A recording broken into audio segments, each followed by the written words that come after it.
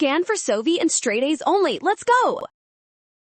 Equilibrium constants can be tricky, but we can solve this fast. Let's look at how reversing and scaling reactions changes our math values right now.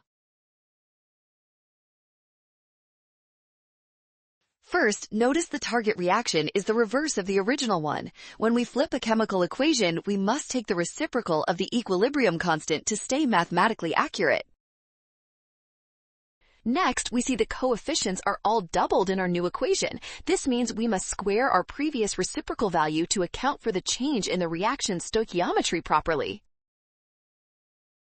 Finally, we square 1 over 10. That gives us 1 over 100, which equals 0.01. This makes option A our winner.